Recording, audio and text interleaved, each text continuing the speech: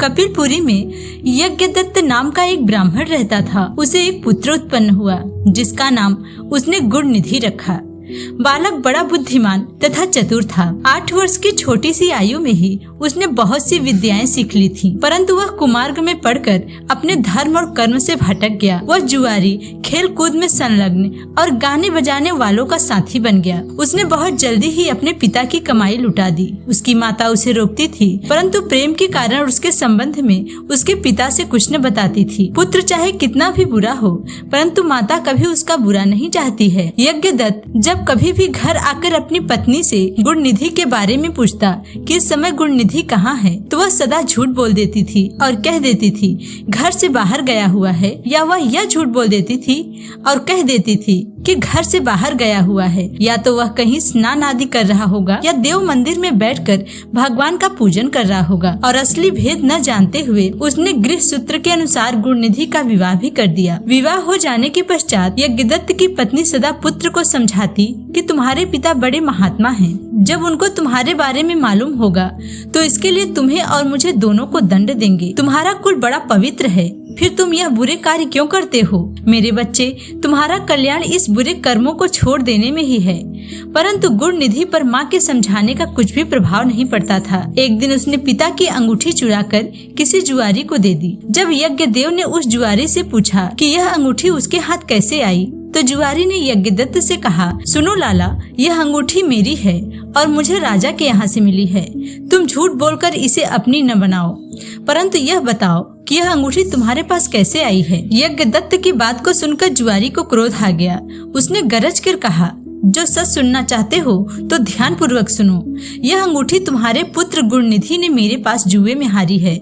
उसने यही अंगूठी ही जुए में नहीं हारी, बहुत सारे सामान चुरा कर हारा है। आप जितने ही सज्जन साधु धर्मात्मा हैं, आपका पुत्र उतना ही बड़ा बदमाश है। आप इतने बड़े विद्वान होते हुए भी आज तक अपने पुत्र की करतूतों को नहीं जान सके। जुआरी की बात को सुनकर यज्ञदत्त को मारे लज्जा के बुरा हाल हो गया। वह मारे लज्जा के मुंह ढाके हुए तथा सिर झुकाए हुए अपने घर पहुंचा और घर आने के साथ ही अपनी पत्नी से पूछा कि गुणनिधि कहाँ है और वह अंगूठी कहाँ है जो उस दिन तूने उपटन करते मेरे हाथ से ले ली। यज्ञदत्त की बात को सुनकर उसकी पत्नी ने उत्तर दिया, वह अंगूठी मैंने यहीं कहीं रख दी थी, अब मुझे याद नहीं आ रहा है कि कहाँ रखी थी। स्त्री की बात को सुनकर यज्ञदत्त ने कहा, तुम झूठी हो। जब कभी मैंने तुम्हें गुणनिधि के बारे में पूछा, तुमने मुझे बात बनाकर टालने की कोशिश की है। अच्छा, तुम अंगूठी की बात जाने दो और मुझे बताओ कि घर का अन्य बहुमूल्य सामान कहाँ है। न जाने मेरे किन पापों के कारण मेरे यहाँ ऐसा पुत्र उत्पन्न हुआ है। फिर जब उसने घर का दूसरा कीमती सामान देखा तो मालूम हुआ कि सभी बहुमूल्य वस्तुएं गायब थी। तब यज्ञदत्त ने हाथ में जल लेकर पत्नी और पुत्र को तिलांजित दे दी और एक ब्राह्मण की कन्या से अपना दूसरा विवाह कर लिया। जब गुणनिधि को मालूम हुआ कि उसके पिता पर सारा भेद खुल गया है और उसे और उसकी माँ को तिलांजलि दे दी है, वह अपनी करनी पर पछताने लगा। वह भूखा प्यासा एक शिव मंदिर के पास आकर बैठ गया। उस दिन शिवरात्रि का व्रत था। लोगों ने शिव का पूजन किया, फिर तरह तरह के पकवान तथा खाद्य सामग्री ऊपर चढ़ाई। जब लोग भगवान का पूजन आदि करके मंदिर में ही सो गए तो गुणनिधि ने मंदिर के भीतर प्रवेश किया और खाने पीने का सामान उठाकर बाहर की ओर भागा, मगर चलते चलते उसके पैर एक सोते हुए शिव भक्त से टकरा गया। फिर क्या था, उस भक्त ने चोर चोर का शब्द सुनकर सभी लोग जाग उठे और दौड़ते हुए गुणनिधि का पीछा किया। बहुत से नागरिक भी उन भक्तों के साथ मिल गए।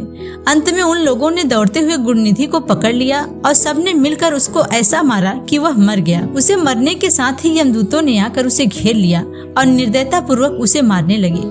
उधर भगवान सदाशिव ने अपने गणों से कहा कि गुणनिधि बड़ा पापी और दुराचारी और कुकर्मी है, फिर भी उसने शिवरात्रि का व्रत रखकर जागरण किया, हमारे पूजन को देखा, हमारे दर्शन किए। दीपक से लिंग के शरीर पर गिरती हुई छाया को उसने निवारण किया। रात्रि में अपना वस्त्र फाड़कर उसने बत्ती डाली। प्रसंगवश हमारे गुणों का श्रवण किया तथा ऐसे ही धर्म कार्य किए हैं, अतः वह हमारे लोक को जाएगा। इसके पश्चात वह कलिंग देश का राजा होगा। तुम लोग वहाँ आकर गुणनिधि को यमदूतों के बंधन से मुक्त करो, क्योंकि हमने उसे अपना बना लिया है। इसलिए भगवान श्री सदाशिव की आज्ञा पाकर विमान पर बैठकर शूलधारी उसके पार्षद भी घटना स्थल पर आ पहुँचे और बोले, यमराज के गणों, तुम अब इस परम धर्मात्मा ब्राह्मण को छोड़ दो, क्योंकि अब इसमें कोई पाप शेष नहीं रह गया है। यमदूतों ने भगवान श्री सदाशिव पार्षदों से कहा, यो तो आपकी आज्ञा हमारे लिए सर माथे पर है, मगर यह तो दुष्ट महापापी, कुकर्मी, मांस तथा मदिरा का सेवन करने वाला, पर स्त्री और वैश्यागामी, माता पिता की आज्ञा न मानने वाला, चोर तथा जुआरी है। हम लोग इसीलिए इसको ले जा रहे हैं। यमदूतों की बात को सुनकर शिव के पार्षद ने कहा, तुम मूर्ख हो, यह ब्राह्मण पापी नहीं है।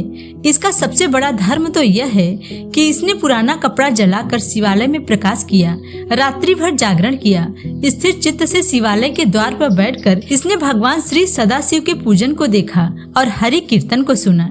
इसलिए भगवान श्री सदाशिव की इच्छा अनुसार यह राजा बनाया जाएगा। और इस प्रकार कहने के पश्चात भगवान श्री सदाशिव के पार्षद गुणनिधि को अपने साथ ले गए। यमदूतों से मुक्ति पाकर गुणनिधि भगवान श्री सदाशिव के पार्षदों के साथ विमान पर चढ़कर शिवलोक को गया। यमदूतों ने जाकर सारा वृत्तांत यमराज से कहा, जिसे सुनकर यमराज ने कहा, जो व्यक्ति भस्म में रमाये हुए हो, रुद्राक्ष की माला धारण किए हो, शिवलिंग का पूजन करता हो, श्री सदाशिव के गुणों का गान करता हो, छल से ही सही उसके पास बिल्कुल न जाओ। यमराज ने भगवान श्री सदाशिव को प्रणाम करके कहा, आप इस अनजाने दोष को क्षमा करिए।